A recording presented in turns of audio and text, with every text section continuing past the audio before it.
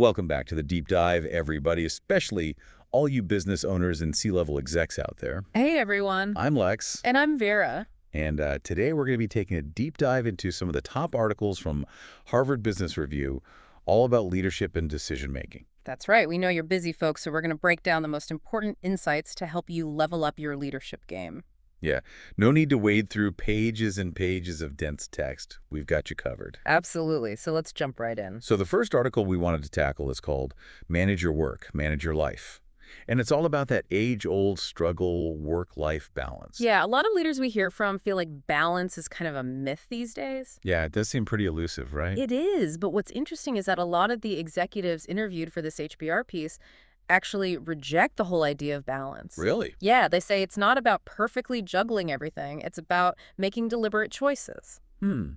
Deliberate choices. I like that. Yeah, it's about being intentional with your time and energy, both at work and at home. So it's not about saying yes to everything, but about choosing what really matters to you. Exactly. And that starts with defining what success actually means to you.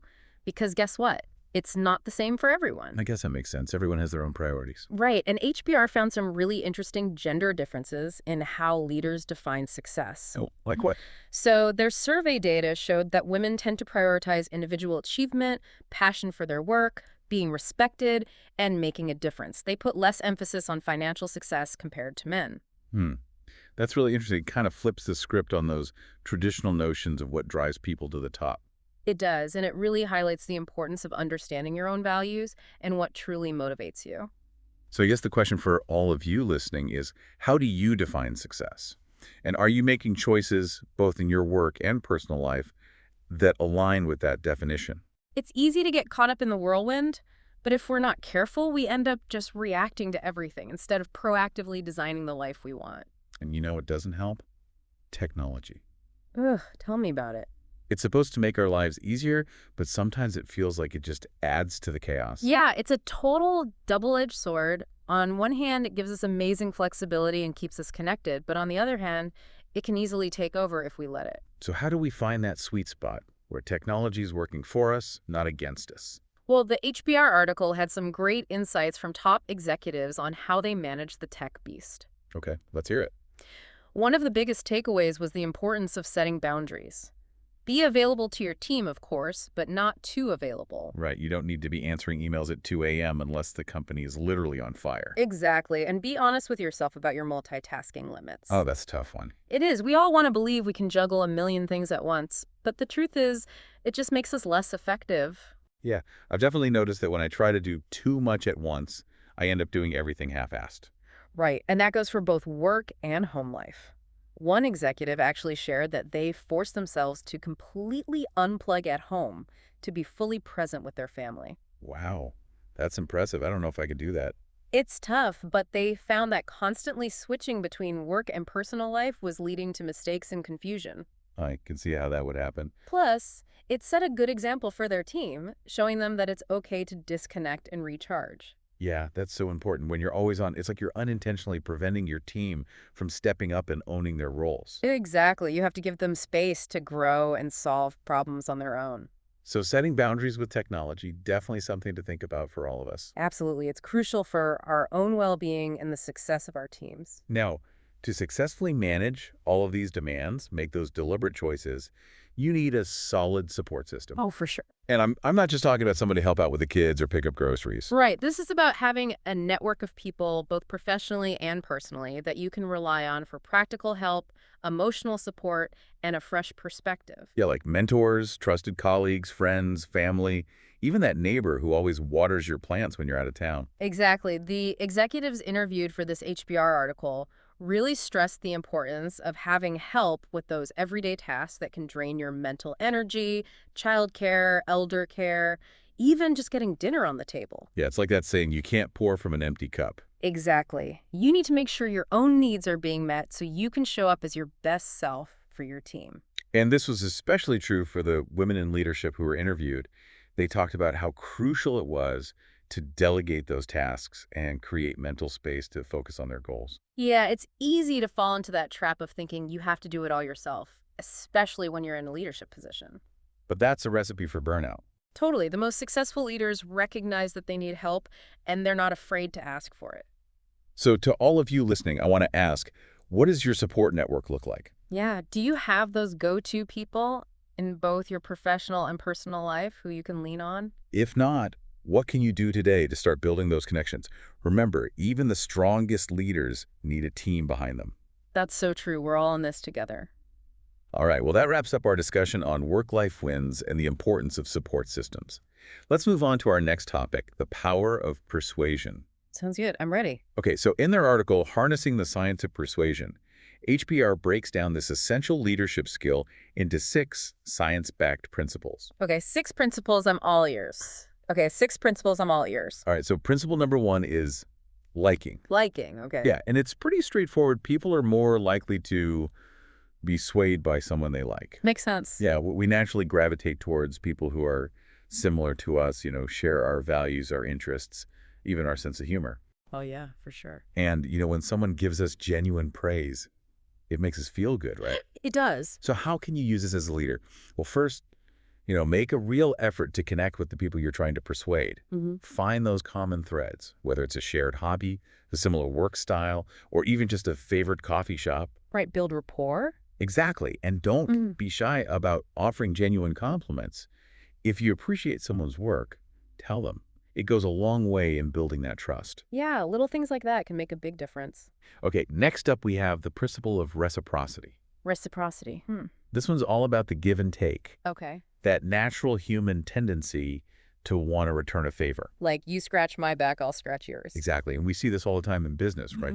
Think about corporate gifts, invitations to networking events. Those are all subtle ways to kind of build goodwill and create a sense of obligation. Yeah, I guess so. But there are more nuanced ways to use reciprocity to your advantage, to build stronger relationships. Okay, how so? Let's say a colleague needs help with a project. Offer to lend them a team member for a few days or share some valuable insights from your own experience. Right. Be helpful. Exactly. And it's not just about being nice. It's about strategically nurturing those connections and building a network of people who are willing to help you out when you need it. I like it. Okay. Now, this next principle is super interesting to me. It's called social proof. Social proof. Okay. Basically, we're more likely to do something if we see others doing it, especially if those others are similar to us. So, like, following the crowd? Kind of. Think about how you choose a restaurant. If you're walking down the street and see one place packed with people while another is empty, you're more likely to go to the crowded one, right? Yeah, probably, especially if the people inside look like they're having a good time. Exactly. We're social creatures. We tend to follow the lead of others. Makes sense. So how can you leverage this in the business world? Well, testimonials are a great example. Testimonials. But not just any testimonial. The most effective ones come from people who your target audience can relate to. Right, so it's got to be relevant. Exactly. If you're selling software to financial institutions, a glowing review from a bank executive is going to be way more persuasive than one from a small business owner. I see your point. It's about finding those voices that resonate with your audience. Yeah, makes sense. Another way to use social proof is to get buy-in from respected peers within your organization. Oh, so like internal influencers. You could say that if you're trying to implement a new initiative, having a well-respected colleague champion your idea can make all the difference. Yeah, their support lends credibility. Exactly. It's like, well, if so-and-so believes in it, maybe I should too. Interesting. All right, principle number 4 is consistency. Consistency. People are more likely to follow through with commitments that are active, public, and voluntary. So like putting it out there in the universe? Kind of. It's about that human desire to be seen as consistent in our words and actions. Yeah, I get that. Once we've made a commitment, we're more likely to stick to it, even if things get tough. It's like, oh, we don't want to be a hypocrite. Right. Think about signing a petition. Okay. Once you've publicly declared your support for a cause, you're more likely to follow through with donations or volunteering. Yeah, I guess that's true. So in the workplace, how can you leverage this? Well, getting things in writing is a great start. So documentation is key. Let's say you've agreed on a project plan with your team. Ask everyone to send a follow-up email, summarizing the key points and outlining their responsibilities. Right, so everyone's on the same page. Exactly. It seems simple, Yeah. but that act of putting it in writing makes people feel more accountable. I never thought about it like that. And public commitments are even more powerful. How so? Maybe you announce a new company goal at a meeting or ask a team member to share their progress on a project with a larger group. So there's that added layer of accountability. Exactly. That public acknowledgement creates a sense of responsibility. Yeah. And lastly, remember that voluntary commitments are always the strongest. Oh, interesting. So instead of dictating decisions to your team, try to involve them in the process. Give them a voice. Exactly. When people feel like they have a say, they're much more likely to own the outcome. That's a good point. Okay, on to principle number 5, authority. Authority. This one's all about the power of expertise. We tend to defer to those we see as knowledgeable and credible in a particular field. Like we trust the experts. It's why we trust doctors with our health and mechanics with our cars. We look to experts to guide us. Right, especially when we're out of our depth. Exactly, and this is super relevant in the workplace as well. Okay, but how do you establish that authority? Well, here's the thing. Yeah. You can't just assume your expertise is self-evident. So don't just assume everyone knows you're the expert. Exactly. You have to actively expose your expertise. Okay, like how? Maybe mention a relevant accomplishment during a meeting or share a story about how you overcame a similar challenge in the past. Right, demonstrate your knowledge. Exactly. It's not about bragging. It's about strategically positioning yourself as a credible voice. I see.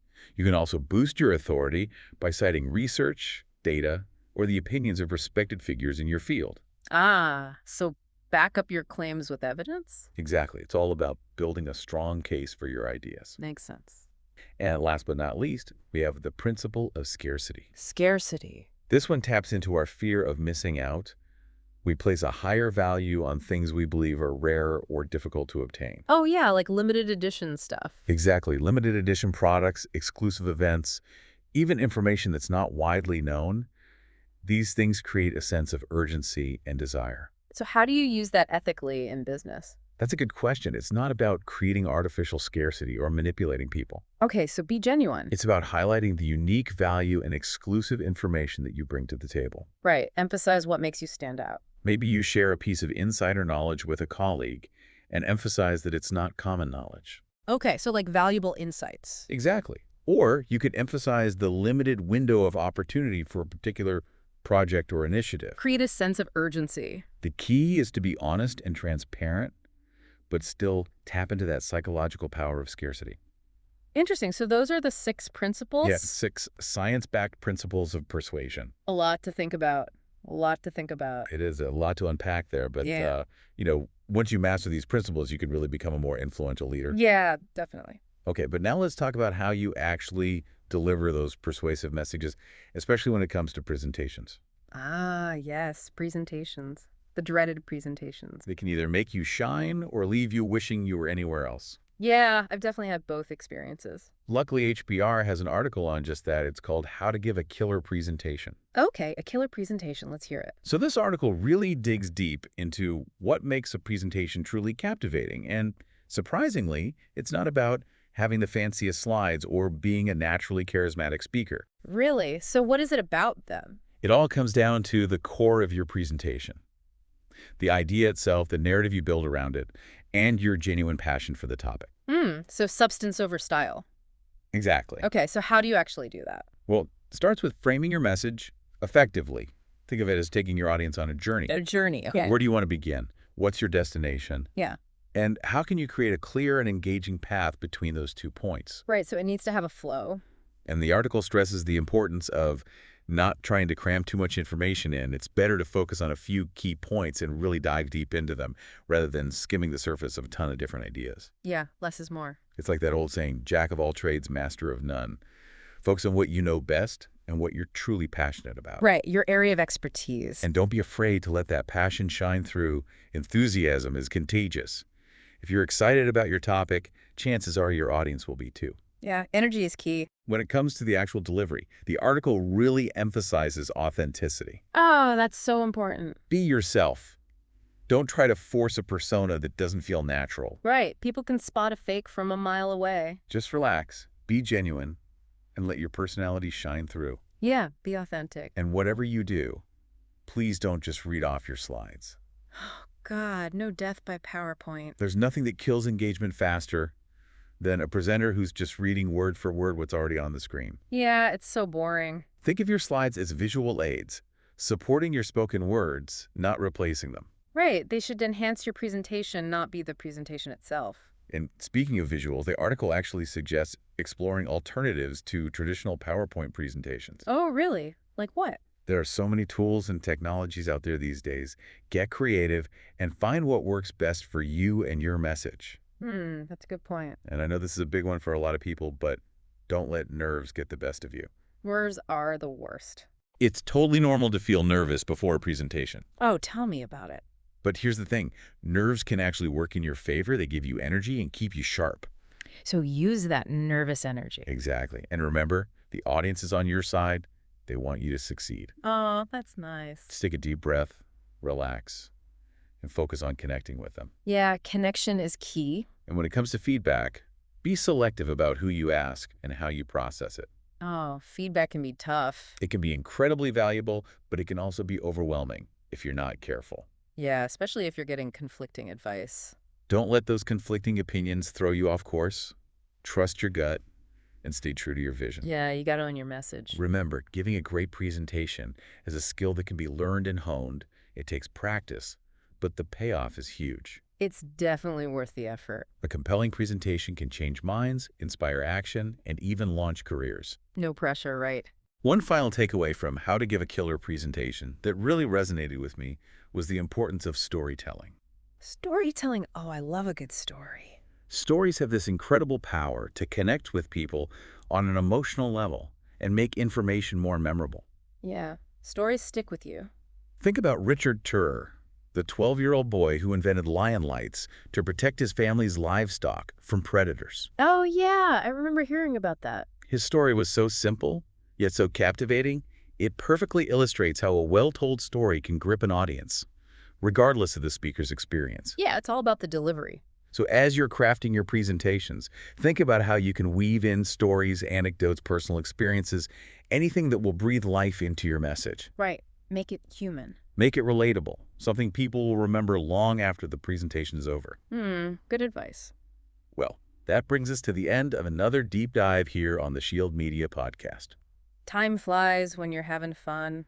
We've covered a ton of ground today, from redefining work-life balance to mastering the art of persuasion and delivering killer presentations. It's been a jam-packed episode. And all of these valuable insights come straight from the pages of Harvard Business Review. We hope you're feeling informed, inspired, and ready to take action. Absolutely. Before we sign off, we want to remind you that here at Shield Media, we're experts in helping businesses like yours thrive in the digital world. That's right. We're here to help. Whether it's through local SEO, PPC campaigns, or social media marketing, we have the tools and the expertise to help you reach your target audience and achieve your business goals. We work with clients all over the world, but we have a particular passion for helping businesses in the West navigate the unique challenges of the digital landscape. So if you're ready to level up your business, we encourage you to reach out and see how Shield Media can help. Yeah, don't be shy. Get in touch. And of course, if you enjoyed this deep dive, hit that follow button and share this episode with anyone who you think could benefit from these leadership insights. We'd love to grow our community. We'd like to leave you with one final thought-provoking question. Given everything we've discussed today about the evolving world of work, the power of persuasion, and the importance of effective communication, what steps can you take to ensure your leadership style remains relevant and impactful for years to come? That's a good one to ponder. Think about it. Let us know what you come up with. Until next time. Keep learning, keep growing, and keep leading.